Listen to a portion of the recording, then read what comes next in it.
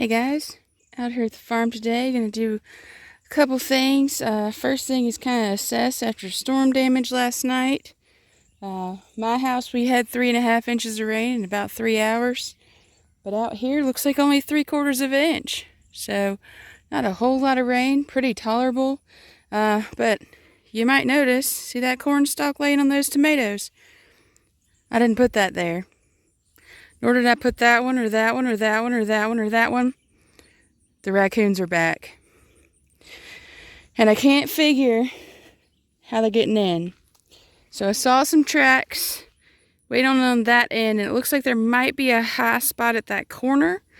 So I'm going to see if I can put something in there to try and block them. And I did see, somewhere right along here. Yeah. There's also some new tracks there. So they might also be coming in right here somewhere. So I'm going to do the jobs I came out here to do. Pick some cucumbers. You'll also see there's some zinnias finally blooming down in there. You'll see them. Whole bunch of them. So I'll pick some half. Pick some cucumbers. You'll see these black-eyed peas have gone crazy. I'm sure I've got some squash and zucchini to pick. I haven't been able to be out here in a couple days. I see some peppers. Look at those there. Loaded with peppers. I'll check on the green beans. I see a ton of tomatoes I've got to get. And I better get to picking. And then I'll bring you back to see if we can figure out what we're going to do about these raccoons. You see right there, there's a blank spot where they've taken all that bit out. I don't know what I'm going to do about them. I'm going to go around and see if I can find any holes around the fence where it might be high enough that they're able to get through without getting shocked. And other than that, I guess I can bring some traps back out here and see if I can trap them. And if that doesn't work, I'll bring somebody out here with a shotgun and we'll take care of business. Not my favorite way to do business, but at the same time, this is my food, and they already got the first batch. So, not willing to share this second one. So we'll see what happens. Hopefully I can find some holes around the fence and that takes care of the problem. So, back on trying to outsmart the raccoons. I think I may have found one of the problems. So you'll see where I dug a trench here. This bottom strand of wire was laying on the ground for probably a good, 6-8 foot stretch right there. So what I did is I dug out any spots that were a little higher. So there were kind of higher spots in the ground there that were getting closer to the wire. So I dug those out, got these leaves out the way, and then I came through and took some of the baling twine. Y'all know I have a whole bunch of that. And it's not conductive, so it won't bother anything. And I tied it at the bottom there, and then I looped it, and tied it up here at the top so that all of these strands are held together by the tighter ones above and above and above it. And that lifts it up just slightly. We already had a metal one right here. I don't know if you can see that on the camera. But we have a metal one right here. And that was helping, but just not enough. This really is too long of a span between these two posts here. It's probably, 30 feet. And it really needed another post. But that's a lot to do right now. So I'm just coming through and making deeper sections there. I did another one of those pieces of baling twine over here. And I'm just going to keep going around and see if there's anything else that could have been shortened out this fence. Because we had the raccoons outsmarted for a couple days. So this had to have just started sagging or something changed. So there's probably more than one place that's shorted out. So I'm going to go around and keep doing the same thing. And anywhere where the fence is too high, I'm going to put some of these pieces of irrigation folded up, because these also are non-conductive, so if they touch the wire, it won't bother anything. But if I put them where a high spot is, in a way that a raccoon has to climb on them in order to get into the fence, my thought is that by them climbing on it, they're more likely to hit the fence, and they may actually have no choice but to hit the fence and before they go in. So that will deter them and they will go away. So I'm going to try that and we will see how it goes. So I didn't know if y'all had ever heard a tree frog holler before. And I've got one pretty close to me right here that's been hollering off and on. The wives' tale is that if you hear the tree frog hollering, rain's coming. I don't know exactly why that is. The only thing I can think of is maybe they can only make that noise when the humidity gets to a certain amount or the pressure gets to a certain amount. I'm not really sure, but if you listen real close and we be quiet, maybe he'll start hollering again and you can catch him.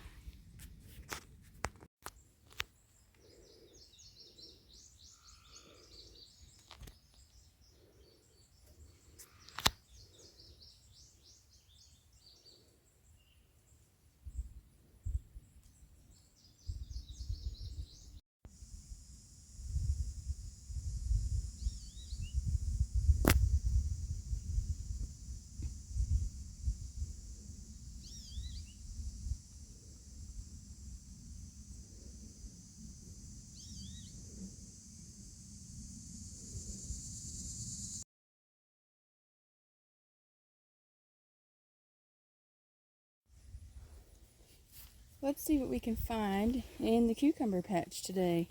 Surprisingly, even with all this heat and dryness, these cucumber plants still look gorgeous.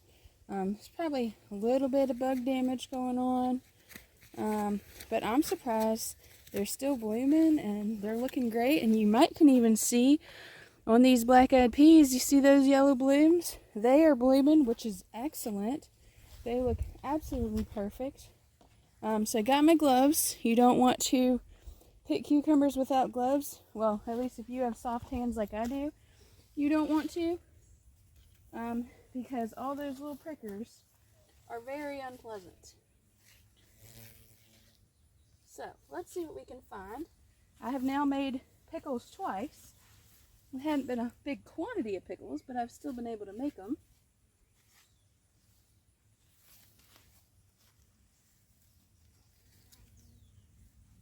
A lot of them are growing balls like this, and that's just because I can't get enough water to them. And that one's turned yellow, so that one can go. This one I'll keep.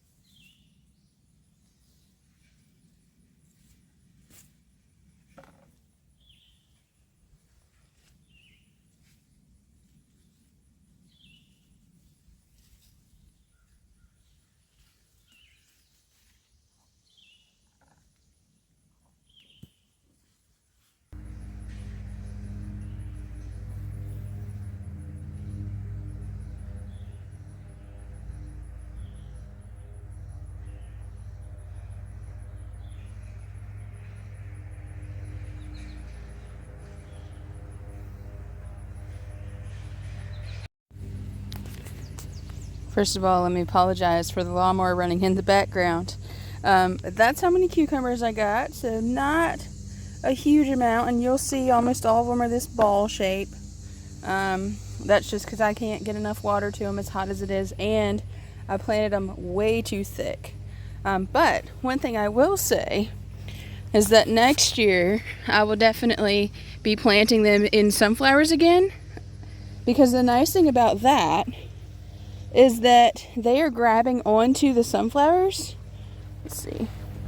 They're grabbing onto the sunflowers and then climbing up the sunflowers, and then it's super easy to just pick the cucumbers off of the sunflower.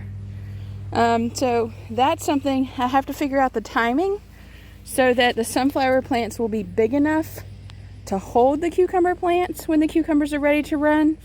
But I'd rather do that than have to deal with all this trellis. Because I could use the trellis for something else. But definitely something to keep in mind. I know you really shouldn't plant cucumbers and sunflowers together because they're really close in the same sort of family. So they share a lot of the same pests and diseases. But looking down there right now, it doesn't look like they're having any trouble being together. And I think the reason these cucumbers are doing so well is because look how much shade they're getting from these sunflowers. And I think that's made a real difference, and I think that has saved them this really, really hot summer. So definitely something I'm going to be trying again. While I'm at it, I wanted to show you these black-eyed pea blooms, and you'll see these plants, let me show you, are massive. They're taller than the squash plants. Well, even with the one way down there. But look at these cool blooms. So they're like, I don't actually know when they're open. Kind of looks like maybe at night. But if I find one open, I'll be sure to show you. But I expect these will then have pods on them in the next week for sure. And probably 2.5, 3 weeks from now, we'll be picking black-eyed peas, which will be awesome. Looking over at these eggplants, remember they looked so pitiful with all the bug damage. Well, they still have bug damage, but I've been harvesting eggplants off of them. So this is the Millionaire eggplant variety. So these don't get real big. They're little, and you see the spots on it. That's the sand splashed up on it where it rained. Absolutely beautiful, perfect little eggplants. I think there's quite a few more down here. Let's see. Got to work around my Juliet tomato here that planted itself. Look how happy it is. Now this branch right here did break in one of our storms, plus all the weight it's got on it. And you'll see where it broke, it put out roots. So if you wanted to, you could snip it right here, lay it on the ground, and cover it up with some dirt, and keep it well watered, and it should root, and you'd have a whole nother tomato plant. Some people will actually do that this time of year. If the bugs are getting to their main tomato crop, they'll cut off some healthy clippings, and they'll take those and put them in pots and make new plants. And once they have a good root system, they'll put them out in their garden and have a whole nother tomato crop to harvest from later. So you'll see, like, look how many eggplants are on there. 1, 2, 3, 4, I can see 5, plus it's blooming. And not doing anything special. It's just hanging out, doing its thing. That one's a little too small to pick. But they seem perfectly happy and healthy, which is great. And you'll remember these squash plants. We're so worried about squash bugs. Speaking of, there's one right, oh, he flew away. There's one right there. And I have seen some squash bugs on these, but they're so big. And they've given so much squash at this point. I mean, like, look at all the squash down in there. They've given me so much squash at this point that honestly, if the squash bugs got them now, it would be perfectly fine because I've gotten plenty. But my advice is to definitely stay on top of those squash bug eggs at the very beginning of the season because it has made a huge difference. I mean, all of these should be wiped out. Now, you'll see the one down there that looks funny. That's because I tried to turn it to get it out of the black-eyed peas because the plant's going crazy. So it looks a little upset because I tried to move it around. But definitely a great year for squash and zucchini. They are looking absolutely great. I think there's a Japanese beetle on that one. But you'll see some straggly little squash bug eggs. Like, look at this one. Look how she laid eggs in a trail instead of a cluster. That's kind of neat. But this should be the last eggs that they're laying. Usually there's a squash bug season, and they will stop laying eggs, stop reproducing around now. So if you haven't planted any squash or you've had a squash bug problem, in the next 2 weeks, probably about 2 weeks from now, you should be fine to go ahead and plant new squash plants, or your first squash plants of the year if you haven't planted any yet, because the squash bug pressure should be drastically lower, and you should be able to stay on top of them. Anyways, looking at our pepper plants here, these down here, some of these poblanos are really taking off. Let me turn you around here so you can see. Look at those. They're doing great. What I thought when I purchased it was pimento is actually jalapeno, so that's quite disappointing, but I will pick them and use them for something. My brother loves hot stuff, so I'll fix him right on up. I was hoping for pimentos because I like to can them and make my own pimento cheese, but that's okay. I have some left over from last year, but that's pretty upsetting that they were labeled as pimentos and came out as jalapenos, but that's all right. These green beans, I have now picked them 5 times, these same plants, 5 times, and you will see there's a green bean, there's a green bean. So I will probably be picking them again here in a few minutes. The plants look awful. The bugs are eating the plants so bad. But they're still making green beans. Like, look at that. There's another green bean. So I will pick these one more time.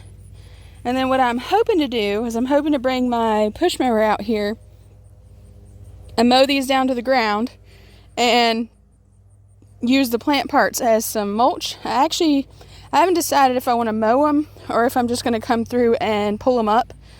Green beans don't have much of a root system, so it's not hard to just come and pull them up. And then if I come through and I pull them up, well, I have basically freshly tilled soil at that point, and I can go ahead and plant something else. So I haven't decided what exactly. I guess it depends on what I want to plant back in this spot. So stay tuned. We'll see what happens, but I'm going to give these one more good picking, and then I have canned so many green beans and picked so many green beans that I've had enough. And you'll remember we have a second patch of green beans over there on the other side of the corn that in probably a week will be blooming, and we'll be right back to doing the green bean dance again. Look at this. This is supposedly a yellow bell pepper, but I haven't seen them be anything but this really limey green color. So we'll see. I have gotten some purple ones off of this purple one. Let's see a purple one up in there. Look at these sweet potato plants. They are doing very well. And you'll remember I planted these because I wanted to use them as mulch for keeping the weeds out these pepper plants. And they're starting to do a good job of that. I just have to make sure I keep training them back into the row. But they're starting to take over the weeds, which is great. Let's see here. These, as you'll recall, all these ones closer to the trees just don't do well. These are supposed to be my red peppers. And actually what I might do is dig these guys up and put them in some holes down there further and see if they'll catch back up with everybody.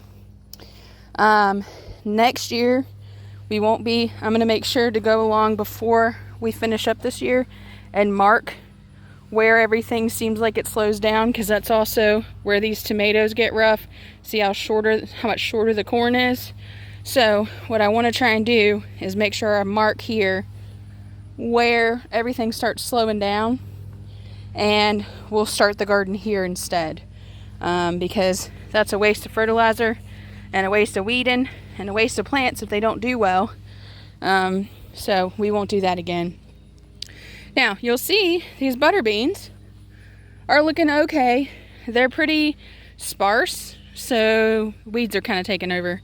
And I really need to get the tractor into them, because see them falling over down there? I really need to get the tractor into them and throw some dirt to them so they'll stand up like these green beans. But I don't know that we'll be able to do that. I've had some family stuff going on, so I haven't really been able to get out here like we should. So I don't know if they've gotten too big, but we'll play that by ear. I'm hoping next week that's something we can do, and get that taken care of. And you will see the next thing, these tomatoes, you'll see all those orange and red ones in there. So I came through, I guess it was Tuesday. Today's Friday. So 3 days ago, I came through and I pulled every single tomato that had any color to it. So anybody that had turned even just the lightest bit red. So like this guy right here. Like that shade. Anything that looked like that with that little blush, as they call it, I picked. And that was 3 days ago. And look at how many red ones I already have. So needless to say, I definitely have a tomato picking to do here shortly. Because those are determinate tomatoes, well, so the ones on the back, the Mountain Fresh, those are determinate tomatoes. These in the foreground, these are celebrity tomatoes, and they are semi-determinate. So they will get a little taller. As you see, those down there are much taller than these little short ones here. So they will get a little bit bigger, and they will give us tomatoes at a little bit slower of a pace. So those plants will outlast the Mountain Fresh ones on the right as far as giving us tomatoes. The determinate tomatoes, they're going to give us their entire crop in 4 to 6 weeks. And we're already probably 2 weeks in, maybe 3 weeks in. So maybe halfway through the crop of those. And these guys may give us more like 8 weeks, maybe 10 weeks, depending on how healthy those plants can stay. So loads of tomatoes to pick. I've probably picked 3 bushels of tomatoes so far. Hoping this weekend to get a bunch of that canned. My dad wants some tomato juice, so I'm going to make him some tomato juice. I'm going to can just plain tomatoes, because I like to have those on hand to do whatever I want with them. I probably will also can plain tomato sauce that I haven't put anything in, because I'd rather add seasoning later. Loads and loads and loads of things to do. But everything's looking good. You'll see the bane of my existence, the massive hole in the center of this corn. And that is our lovely raccoon friends back to play again. I'll insert the video clip of where I worked on this earlier this week, and I do think that I have stopped them for the time being. So if I can get them, this corn we'll probably pick this corn. If they leave us some, this corn will be ready definitely within the next 2 weeks. You'll see up here some of those silks. Some of those silks already getting nice and brown. So definitely within the next 2 weeks, maybe even within the next week, this corn will be ready to pick if they'll leave us some. Now it's interesting that they took out the center right here. So they didn't bother this end, and they didn't bother that end. But they took out the center right here. And what I noticed when I walked around and tried to see with the fence what was going on is on the other side here, where that line of fence is, about 6 or 8 feet of that bottom line of fence was laying on the ground. And I don't know if it was laying on the ground before they messed with it, or if they caused it, them hanging on it, caused it to sag to the ground. But I went around and fixed that, and I'll put the clip in showing you how I did that. And it seems to have slowed them down. And I'm hoping that they have gotten their fill, and maybe with me messing with the fence and everything and being out here so much and sweating so much the last couple days, maybe they're really smelling me, and so they'll stay out of here. So that's what I'm hoping. I just need them to give me 2 weeks. If they'll give me 2 weeks, I'll take all the top ears and they can have all the bottom ears. That's all I want. Just enough to have some fresh eating and to freeze a few. That's all I'm looking for. I don't can corn. I don't like it. It's just not the same thing and not worth my trouble. And I also don't particularly care for freezing corn off the cob. It's also not exactly the same thing. So I'll get some for fresh eating, and then I'll freeze some solid cobs, and that's all I want. I don't need a whole lot. I just need them to save me some. So fingers crossed they'll do that. Now let's go over here. Oh, I want to show you one more thing. See this shiny little plant? See that shiny little plant there? Kind of looks like a succulent mixed into those butter beans. That is purslane. If you wanted to, it's incredibly edible. If you wanted to, you can pick the little leaves off and put it in a salad. I don't, because I just don't, but supposedly it's tasty. I don't remember exactly what it signals you're lacking, so I'll have to go back and look and see, but it's definitely a sign of something, and I've seen it a couple places in this garden now, so I'll definitely have to go look it up and see what is missing, or what we have too much of even. So let's go over here, and I'll show you what we got going on this side. Ooh, I put some obstacles for myself in the high spots. So you'll see these green beans being taken over by grass, but they are looking absolutely wonderful. I'll come through and take care of this grass the next couple days as well, but they are looking beautiful. And you'll see here, our second crop of radishes is now blooming, which is fine. It's not bothering anything. I don't think did they ever make bulbs? No, just sticks. But that's okay. I do have the seed pods here, and I'll probably collect those today because they're nice and dry. See that? You can hear them rattling. So those I'll come through and collect, and then in about, probably a month, we'll get them back in the ground and see how they do and have a fall crop. These carrots, I probably can pick them. Yeah, I might come through and pick some of them because I'm sure they're starting to get woody. Look, there's some more purslane. Oh, look, a whole bunch of it right here. So yeah, I definitely have to find out. This is your purslane. Definitely have to find out why we have so much of that all of a sudden. And then down here, we just have our lovely weed crop, as in grass and thistles and morning glories and nettles and all that loveliness. And a wild amaranth there, several of them by the looks of it. And then you'll remember this next row of weeds is the strawberry crop. And I haven't gotten to any of it, even though I said I was going to. We have had way too much going on recently, but hopefully that's going to change soon. These flowers are looking really good for what they've been through this year. Lots of different colors, lots of different plants, and you'll see that volunteer sunflower is about bit the dust. I think it ended up with something like 9 or 10 blooms at the top, which is just amazing. I've never seen one do that before. Very, very pretty.